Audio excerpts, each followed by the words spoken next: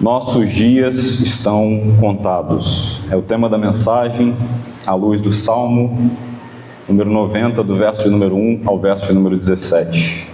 Diz assim a palavra do Senhor. Senhor, Tu tens sido o nosso refúgio de geração em geração. Antes que os montes nascessem, e Tu formastes a terra e o mundo, de eternidade a eternidade, Tu és Deus. Tu reduzes o ser humano ao pó e dizes: voltem ao pó, filho dos homens, pois 1000 anos os teus olhos são como um dia de ontem que se foi, e como a vigília da noite. Tu os arrastas na torrente, e são como um sono.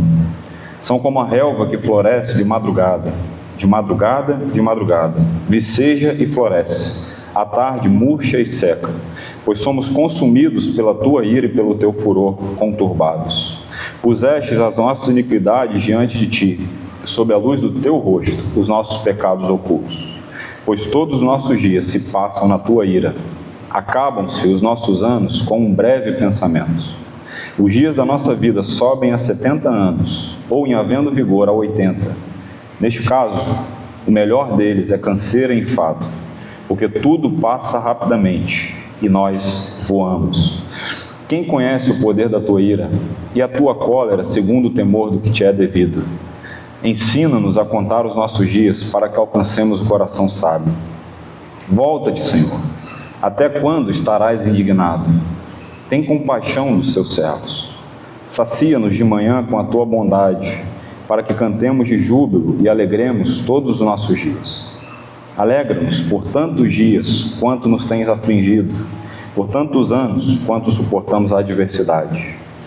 Aos Teus servos apareçam as Suas obras, e aos Seus filhos a Tua glória. Seja sobre nós a graça do Senhor, o nosso Deus. Confirma sobre nós as obras das nossas mãos. Sim, confirma as obras das nossas mãos. Que o Senhor nos abençoe, queridos. Os salmos são uma coletânea de poesias cantadas, e elas expressam ali as mais variadas emoções, que, via de regra, foram sentidas pelos servos de Deus. Mas vejam, não são qualquer tipo de poesia. São escritos para serem cantados na perspectiva adequada, na perspectiva correta, na visão adequada e olhando pelas lentes do Evangelho. São hinos cantados e regados também de boa teologia. Portanto, há uma verdadeira preciosidade quando a igreja está cantando o canto congregacional, por exemplo. Porque essa relação entre a música e a igreja, ela é mais antiga do que nós imaginamos. E é por esse motivo que os salmos são tão amados no decurso de toda a história. E um homem notável que amava os salmos era o inglês Isaac Watts. Ele viveu no século 17 e ele foi um gigante, o mais proeminente músico do seu tempo. Ainda hoje, ele é conhecido como o pai do hino moderno. Esse homem, esse gigante, ele compôs muitos hinos que ainda hoje são cantados, tem a autoria desse notável homem. Ainda hoje nós cantamos em nossas igrejas. Por exemplo, quando contemplo a cruz, o hino 129 do cantor cristão, Aleluia, Cristo nasceu, hino 23 do cantor cristão, Foi por mim que Cristo morreu, hino 120 do cantor cristão, Vinde, vós que amais o Senhor, outro hino também com a autoria desse rapaz, grande e notável homem, hino 331 do cantor cristão. Ele foi um homem singular, ele dedicou a sua vida no serviço ao Senhor, e ele dividia a sua tarefa entre o ministério pastoral e a música, pastor e músico. Mas veja, o que muitos não sabem é a relação desse homem com as tribulações da vida. Ele tinha barreiras, limites, que por longos períodos ele precisou enfrentar. Uma doença crônica, uma luta contínua e diária contra a depressão, que naquela época era chamada de melancolia da alma. A luta entre outras questões, com a debilidade do seu corpo. Alguns diários dizem, inclusive, que ele era frágil, certo? O seu diário pessoal, por exemplo, vai dizer que ele tinha muitas limitações físicas. Inclusive, ele era conhecido por muitas pessoas por ser um homem de saúde frágil. Por exemplo, ele precisou abandonar o seu ministério regular aos 38 anos de idade. O início do ministério pastoral, praticamente. Ele precisou abandonar, porque ali a sua saúde deteriorou, a ponto dele não conseguir manter o ministério pastoral. Ele passava longos períodos afastados do púlpito. Ele lutou, por exemplo, contra a depressão, como eu disse, na época era chamado de melancolia. Enfrentava ali uma tristeza profunda. Pregava um sermão abençoado no domingo à noite. Na segunda de manhã estava trancado no quarto, triste, sem motivos aparentes, sem explicação. Enfrentava a depressão. Ele vivia alguns períodos de isolamento, a sensação ali profunda de inutilidade, de que ele não era útil ao ministério. Em uma das suas cartas ele escreveu o seguinte: o meu maior medo é não ser útil ao Senhor. Vejam bem, ele tinha dificuldades, irmãos, até para fazer algumas viagens curtas, e quando ele ficava de pé no púlpito, ele pregava por poucos minutos por não conseguir se sustentar em pé. Mas veja, ele amava o Senhor, mas era um homem de dores. E o salmo preferido de Isaac Watts era o Salmo 90. E ele encontrou nesse salmo consolo e uma firme resolução para lidar com as dificuldades da vida. Havia muitos problemas, muitas lutas, tempestades. Ele lutou contra a dor, manter firme a esperança. E ele amava tanto o Salmos 90, que ele transformou esse salmo num hino. Ao meditar ali sobre a eternidade de Deus e a fragilidade humana, ele compôs o hino Ó Deus, nosso auxílio. E esse hino, irmãos, não é apenas uma poesia, mas é um testemunho que, apesar das suas limitações, esse homem havia alcançado uma estatura espiritual, uma maturidade com Deus. E ele transformou o Salmo 90 numa oração cantada, mantendo ali a sua estrutura central. Eu vou ler para vocês um trecho do século 17, escrito ainda no seu diário, desse belíssimo hino. Vejam só o que esse homem escreveu. Ó Deus, nosso auxílio no passado, nossa esperança para os anos vindouros, nosso abrigo contra a tempestade e o nosso lar eterno. Muitas vezes Deus usa inclusive as nossas dores para transformar a vida de muitas outras pessoas. Esse homem aqui, ele entendeu que a vida cristã não é imune ao sofrimento. E o seu testemunho aponta nessa preciosa direção. Nós podemos aqui aprender algumas lições sobre o Salmo 90. Humildade diante do tempo, confiança na eternidade de Deus e esperança firme e resoluta nele. Pois bem, eu quero a sua atenção porque nós vamos examinar esse salmo em todos os seus versos. Então eu quero convidar você a manter a sua Bíblia aberta para nós avaliarmos o salmo de número 90. Esse salmo aqui é o salmo mais antigo de toda a Bíblia. Na tradição judaico-cristã, atribui-se a autoria desse salmo a Moisés, o salmo composto por Moisés. E ele é chamado aqui de homem de Deus. Não há nenhum paralelo com nenhum outro salmo. Basta você observar que você não consegue ver alguns paralelos no saltério sobre o Salmo 90, a respeito ali da grandeza e eternidade de Deus, em contraste com a nossa fragilidade, com a fragilidade do homem e a brevidade da vida. Somente o profeta Isaías, como profeta talvez mais importante do Antigo Testamento, cita um conteúdo e o estilo parecido apenas ao Salmo 90. E não é por acaso que o primeiro salmo do grupo de salmos litúrgicos do culto público de Israel seria de fato o Salmo 90, que ele abre aqui o que nós podemos chamar da coletânea do quarto livro dos Salmos. Nós encontramos aqui um poeta de fato com o espírito quebrantado, com uma fé robusta e madura, e muito provavelmente esse salmo aqui ele foi escrito e composto num período de crise. Não está vivendo um período alegre da sua vida.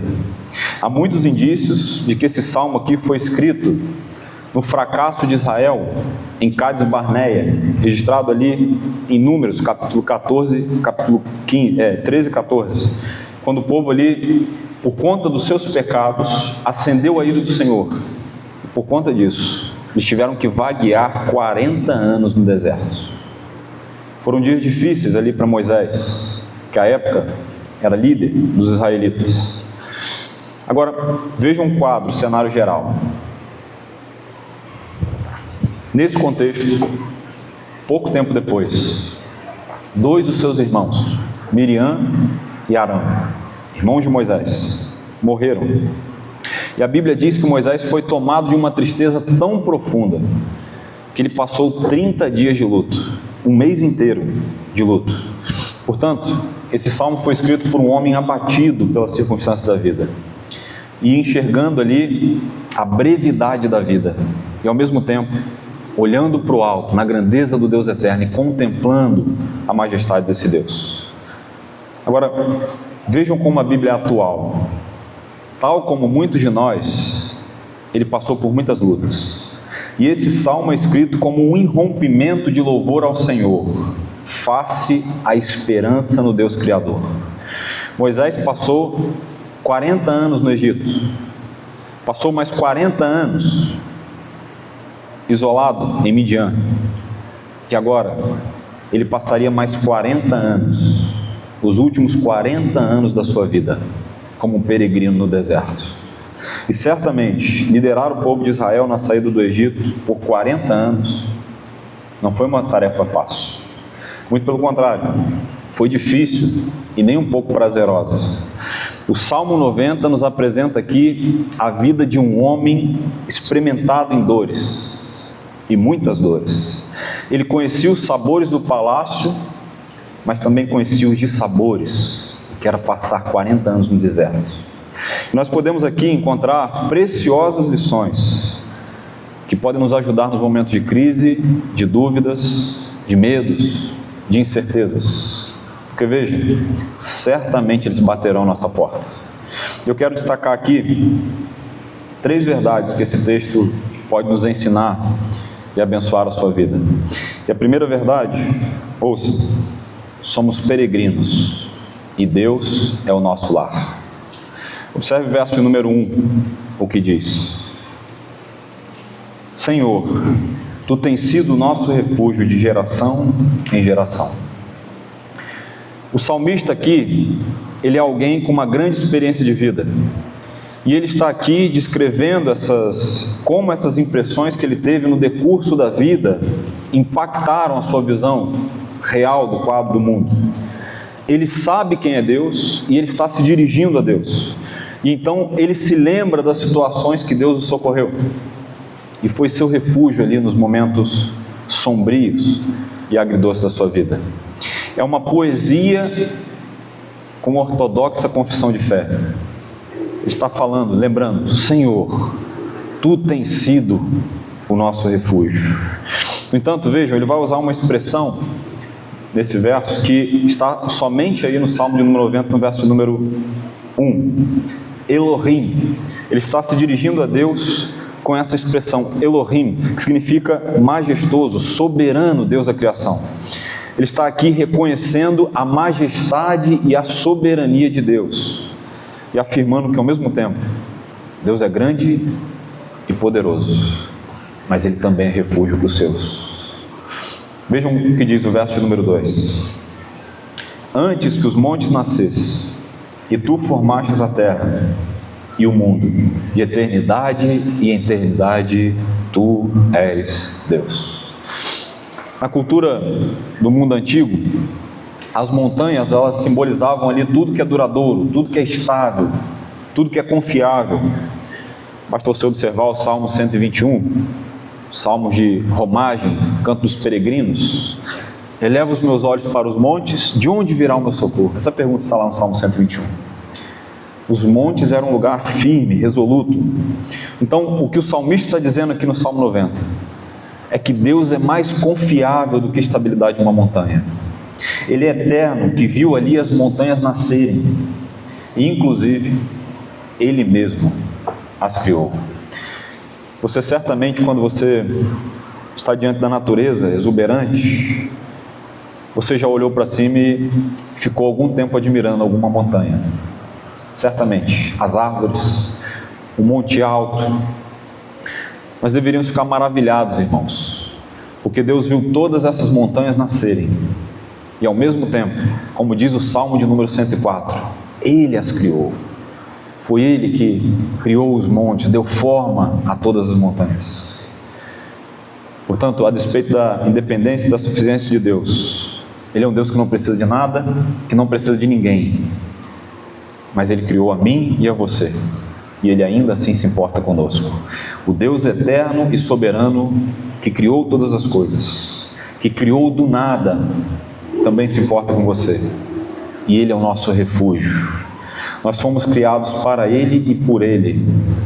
E veja, não há nenhum descanso na nossa alma, nessa jornada exaustiva que é a nossa vida, a não ser no próprio Deus. Você pode buscar em outras fontes, você pode procurar descanso para a sua alma e muitas outras coisas.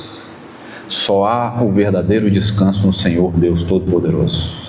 Matthew Henry, comentando esse texto, ele diz assim: somos criaturas finitas, e todo o consolo que podemos obter no mundo também é passageiro, mas Deus é um Deus eterno, e aqueles que o encontrarem, desfrutarão do consolo da sua eternidade. E o que a Escritura ensina para nós, irmãos, é exatamente isso. Nós somos peregrinos, viajantes, e nós não temos lugar certo aqui na terra. Por vezes, nós nos esquecemos disso, mas nós precisamos nos lembrar: somos peregrinos e estamos caminhando para a eternidade. E como aqueles peregrinos israelitas do passado, nós também estamos sujeitos aos perigos da jornada, da estrada, estradas acidentadas, e os perigos dessa jornada são inevitáveis: decepções, preocupações, doenças, tristezas, morte. Na contramão do que muitos falsários pregam, a vida cristã não é uma vacina de dose única contra as dificuldades da vida, contra a dor, contra a decepção. Basta ali uma leitura honesta e atenta das Escrituras para você identificar isso. Já no Antigo Testamento há muitos relatos sobre esse tema, citados ali de exemplo para nós vermos, tanto nos livros históricos, tanto nos profetas, como também nos Salmos. O profeta Isaías, por exemplo, registra aqui um dos textos mais célebres, Isaías capítulo 43, verso 2, quando o próprio Deus, falando pela boca do profeta, vai falar sobre o sofrimento. Vejam o que ele diz: quando você passar pelas águas, eu estarei com você. Quando você passar pelos rios, eles não o submergirão. Quando passar pelo fogo, você não se queimará, e as chamas não o atingirão. Agora, uma leitura atenta sobre esse texto aqui traz a perspectiva correta na qual nós devemos enxergar. Observe ali o pronome usado no início do verso. O profeta não usa a expressão se, o pronome se, mas ele diz quando. Quando? É uma afirmação. E há aqui dois tipos de pessoas apenas: aqueles que já passaram por alguma tribulação e aqueles que ainda vão passar. Nós não estamos imunes a isso. Isso é uma afirmação para nós, irmãos. Nós passaremos por dificuldades e tribulações na vida, mas essa verdade é preciosa. Quando você passar, quando ela bater a sua porta, você terá um refúgio certo e seguro no Senhor, Deus Criador de todas as coisas. Há um Deus que você pode confiar, que conhece os seus medos, os seus anseios mais profundos e as suas preocupações. Esse salmo, ele aponta para uma verdade: nós estamos numa jornada, os perigos existem, mas Deus é o nosso refúgio e Ele é o nosso próprio lar. Portanto, Não há nenhum lugar seguro para você descansar a não ser no eterno, no Deus Criador de todas as coisas. E os discípulos de Cristo, maduros na sua fé, são os peregrinos e buscam refúgio em Deus, na nossa morada. O máximo que a morte pode fazer conosco, como dizia Tim Keller, é nos entregar nos braços do nosso Salvador. João Calvino, comentando esse texto, ele disse assim: embora o mundo se sujeite a tantas e súbitas mudanças, quase mudando de feição a cada instante, embora os fiéis estejam misturados com e na mesma condição externa dos demais, a nossa confiança continua estável sob a proteção inexpurgável de Deus. Não há segurança maior do que no Deus Criador. Pergunta: em quem você tem confiado? No que você tem depositado a sua esperança e a sua confiança? O salmista, ele conhece ao Deus que ele serve. Ele sabe que tudo que ele tem nas mãos, o recurso, os planos, as articulações, tudo isso não serve de refúgio seguro. Porque por mais seguro que seja um carro forte, por mais seguro que seja um muro, por mais seguro que seja uma conta bancária gorda, eles não estão seguros aos intempéries da vida. E muitas pessoas têm medo do futuro, porque têm depositado a sua esperança e a sua segurança no lugar errado. Pergunta: o medo do futuro é algo que perturba a sua alma? Como será o amanhã? O que nos reserva? Será que eu estarei trabalhando no mesmo lugar? Será que eu terei recursos suficientes ali para suprir a minha família, para seguir os meus planos? Vejam, queridos, esse problema é mais antigo do que você imagina. Viver com a alma perturbada e com medo do futuro. Alguém disse assim: a preocupação é levar o fardo de amanhã com a força de hoje. É carregar 2 dias de uma só vez. É mover-se para o amanhã antecipadamente. A preocupação não esvazia o amanhã da sua tristeza. Ela esvazia o hoje da sua força. Muito cuidado com as inquietações, com as preocupações antecipadas. A única coisa que eles podem fazer com você é drenar as energias do seu corpo e trazer uma ansiedade para a sua alma. Basta cada dia o seu mal, disse o próprio Jesus. O medo do futuro, ele drena ali as suas energias, paralisa as suas ações e bloqueia a sua mente para o que realmente importa. Se você precisava fazer algo que era urgente, certamente você vai ficar ali paralisado pelo medo do futuro. O medo do futuro, posso dizer que ele é um ladrão silencioso que rouba o que nós temos de mais precioso, que é a esperança em Deus. E há aqui uma aplicação para nós. Ouça: o Senhor não remove o perigo da nossa jornada, mas Ele nos ajuda a vencê-lo por meio da sua palavra. Vejam, assim como uma ovelha precisa do seu pastor para serem cuidadas e sobretudo ali nos perigos dos intempéries da jornada, o Senhor instituiu a igreja para que as suas ovelhas recebessem ali instrução contínua e direta para vencer os perigos. E há muitos que ignoram essas instruções. Veja, eu falo isso para você com carinho. Você pode pagar um alto preço por isso. Assim como na esfera de um fórum, quando você se apresenta ali diante de um juiz, e você precisa se preparar para isso. O culto público, ele é uma audiência com Deus vivo. Você, como ovelha, precisa ser instruído, exortado, encorajado e animado. O que pode fazer isso com você? Somente o bendito Evangelho de Jesus Cristo. Não há nenhuma outra possibilidade. E a caminhada não é fácil, irmãos. Por vezes, nós sofremos com os perigos da jornada. A pressão, as pressões, de um modo amplo, nos desgastam. Os lobos vorazes estão prontos para tragar as nossas esperanças, tirar o nosso foco. E todas essas distrações podem te afastar do rebanho e te tornar mais vulnerável. Portanto, esse salmo ele serve de encorajamento a nós. Os perigos não serão removidos da nossa jornada, mas nós somos encorajados através da exortação e da instrução contínua do Evangelho. Veja, há uma segunda verdade que eu quero destacar também nesse texto. Somos aprendizes e a vida é a sala de aula. Esse trecho aqui, irmãos, que vai do verso número 3 ao verso número 12, ele forma apenas uma coletânea, uma perícope de apenas uma diretriz. E ela aqui, em uníssono, está apontando um contraste entre a eternidade de Deus e a fragilidade do homem. Deus é eterno e o homem é frágil. E o salmista Moisés, que foi aqui educado em toda a ciência dos egípcios, álgebra, astronomia, teve uma série de instruções. Mas, no entanto, as mais importantes lições que Moisés aprendeu foram no deserto. Os desertos pelo qual Deus o levou a passar. E nessa sala de aula do Criador, Moisés aprendeu aqui duas coisas que você também precisa aprender, mesmo que você seja a pessoa mais gabaritada do mundo, ou a pessoa mais simples na área educacional.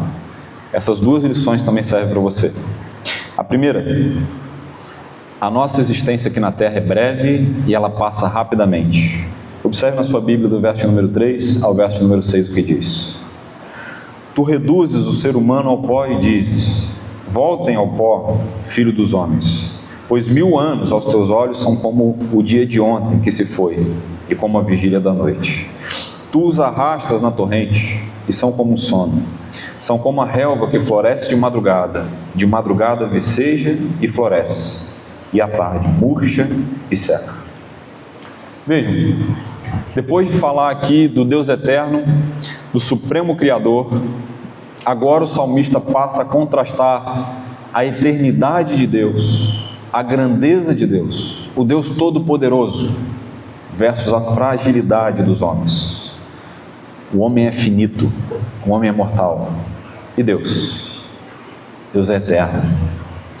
Ele não precisa de conselhos para tomar decisões. Ele conhece o ontem, Ele conhece o hoje e Ele conhece eternamente. Ele é Deus. Portanto, a nossa existência aqui na Terra é breve e ela passa rapidamente. A segunda coisa que nós precisamos aprender: a vida é difícil e às vezes ela parece fútil. Veja o que diz o verso número 7 ao verso número 11, também na sua Bíblia. Pois somos consumidos pela tua ira e pelo teu furor conturbados.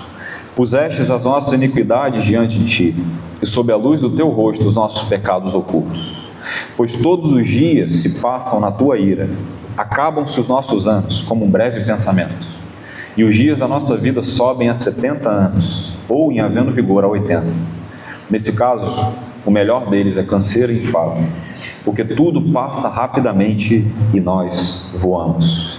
Quem conhece o poder da tua ira e a tua cólera segundo o temor que é devido? Veja, você pode, ao olhar para esses versos aqui, perder a esperança da vida. O melhor dos seus dias não vai passar, melhor, você vai chegar a 70, 80 anos e não vai passar, os que passarem não vai passar de canseiro e enfado. Vejam bem, parece que as esperanças se esgotaram. Então, olhando para esses versos, você pode se perguntar: o que eu preciso me esforçar buscando ao Senhor? Moisés vai chegar à conclusão aqui, dizendo que no máximo as pessoas chegarão a 80 anos em sua maioria. Mas veja, por que Moisés está falando isso? Porque parte da natureza do pecado é o fato de que os homens dificilmente reconhecem o relacionamento que existe entre a mortalidade e o pecado. Porque eles vivem boa parte do seu tempo para o seu momento atual. Observe, qual de nós aqui hoje chegou aqui para o culto público pensando sobre a eternidade? Veio no caminho para cá: Senhor, como é a eternidade? Como eu anseio encontrar o Senhor? Pouquíssimos de nós. A morte é uma realidade como fruto do pecado da humanidade. Paul Washer, ele diz assim: cada óbito, cada cortejo fúnebre, cada túmulo clama o homem a deixar os cuidados fúteis desse mundo e meditar sobre a eternidade e preparar-se para se encontrar-se com Deus. Todos nós, vejam, eu vou repetir, todos nós estamos caminhando para a eternidade. A nossa vida é um sopro que logo se vai. Assim que nós nascemos, nós já começamos a morrer. E cada dia da nossa vida nos leva para mais perto ainda da morte. Cada dia da nossa vida nos leva para mais perto de nós nos encontrarmos com o Senhor. E essa corrente da água, observe, ela está ali constantemente fluindo. É uma despedida invisível, sem formalidade. É como um dilúvio que vai varrendo ali tudo à sua frente.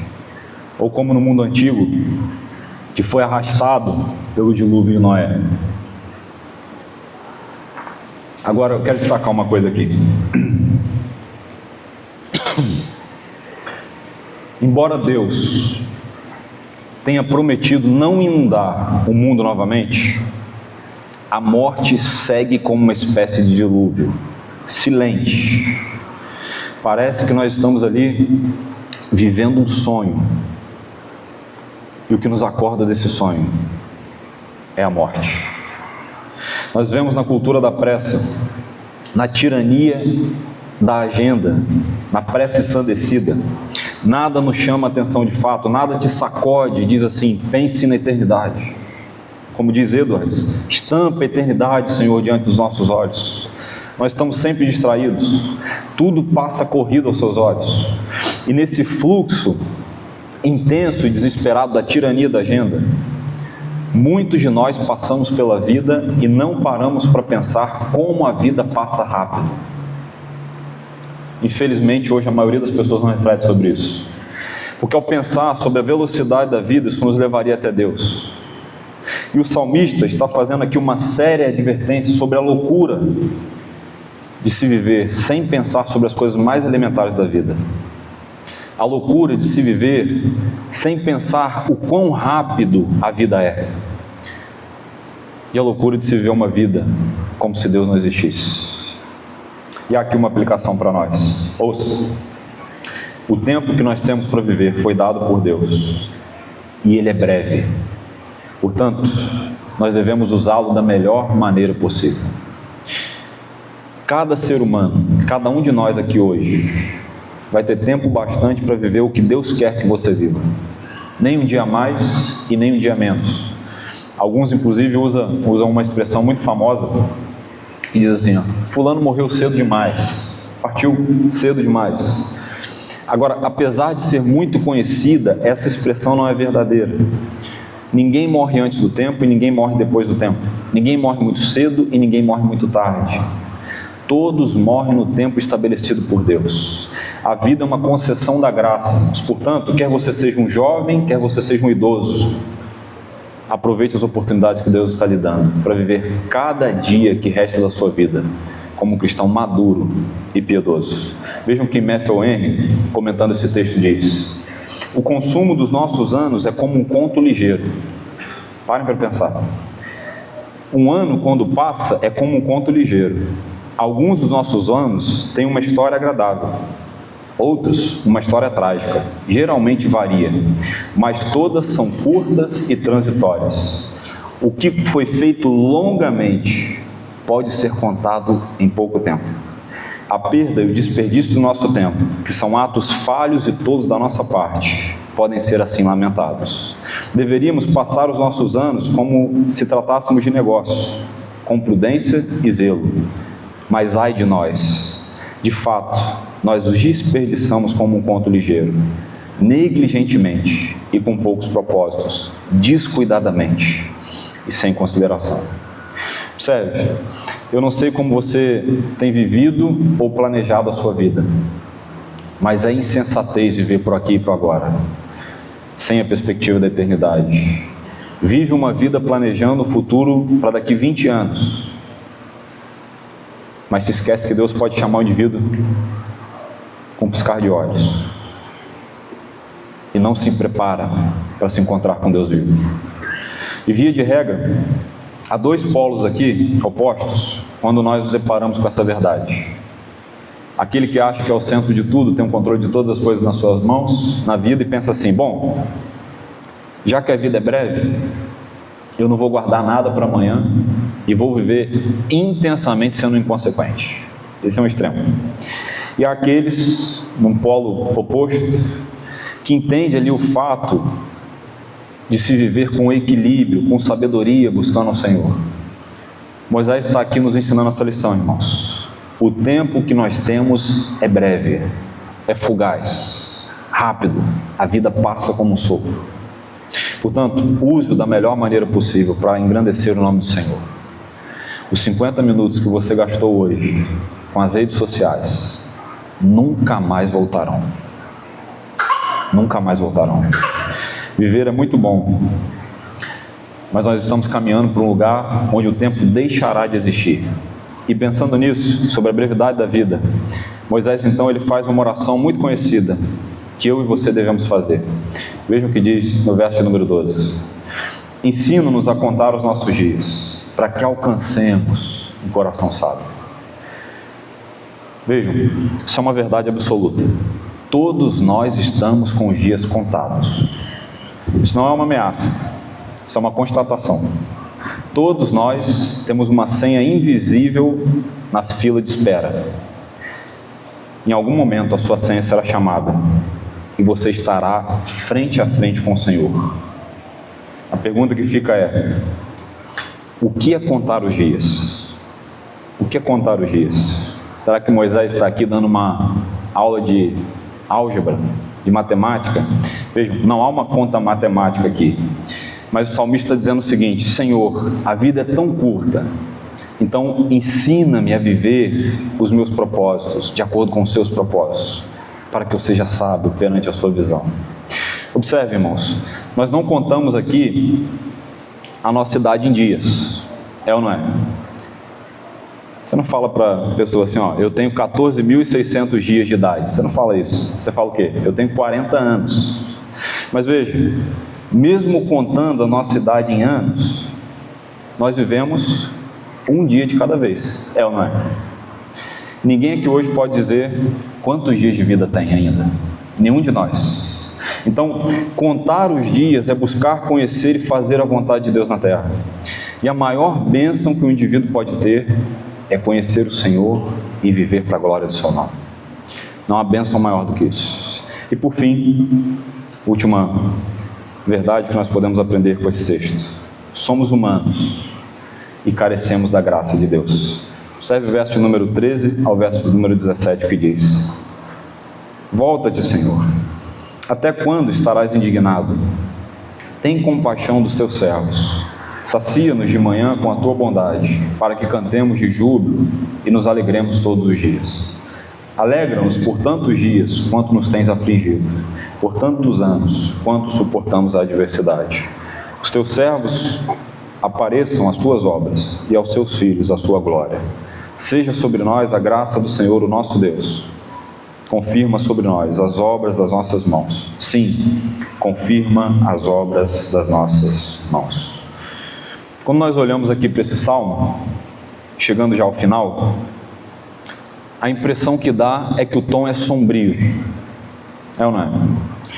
Mas Moisés está montando e pintando um quadro aqui, não para exaltar a morte, mas para exaltar a vida e a graça do Deus soberano e todo-poderoso. E esse homem que passou 40 anos, os últimos 40 anos da sua vida no deserto, ele é um homem experimentado. Ele está aqui finalizando o salmo dizendo o seguinte: há um futuro glorioso para aqueles que estão em Cristo Jesus, como povo de Deus.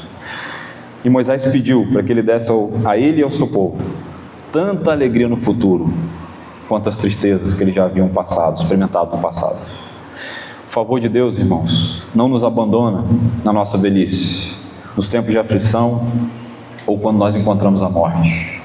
As bênçãos do nosso trabalho e o testemunho daquilo que nós fizemos aqui reverberarão e terão continuidade para todo sempre. O inglês Charles Studi, comentando, ele diz assim, vejam bem, olhando para essa questão da eternidade e também da fragilidade do homem, ele diz assim: se Cristo Jesus é meu Deus e morreu por mim, então nenhum sacrifício que eu fizer será grande demais para Ele. Ele morreu por mim e agora eu vivo para Ele. Que nós possamos também viver para a glória do nome de Jesus, e que Cristo seja exaltado na nossa vida. Caminhando para a conclusão, apenas um soneto de um autor desconhecido, falando sobre os dias contados. Vejam o que ele diz: que sopro breve é o tempo que nos resta, sombra que foge ao cair do entardecer. O dia nasce apenas para morrer, e a vida passa antes que se perceba. Contados são os nossos passos sobre a terra, pesados no silêncio do Senhor. Um coração que ignora o Criador desperdiça a hora que não se encerra. Ensina-nos, ó Deus, a contar bem os dias frágeis que nos deste aqui, para viver o agora em Teu amém. Pois quem vê o tempo à luz do Teu jaz, não teme a morte e nem vive a errar. Vive o eterno enquanto o tempo se faz. Que nós possamos aprender essas preciosas verdades. A vida é breve, por isso aprenda a contar os seus dias. A vida é difícil. Peça a Deus sabedoria para lidar nos dias agridoces. Há muitas pessoas sem temperamento, muitas pessoas sem temperança, sem domínio próprio, que perdem a oportunidade de louvar e engrandecer o nome de Deus nos dias agridoces da vida. A vida é difícil. Peça sabedoria a Deus para lidar com os dias agridoces. E por último, mantenha a sua esperança na eternidade, porque o futuro é nosso aliado. Um dia, Cristo Jesus voltará em glória para buscar os seus. Amém? Vamos orar, na sequência cantar o hino de louvor e adoração ao nosso Senhor. Teu nome é mais alto. Diga! Teu nome é sobre todos os tronos e domínios, governos e poderes.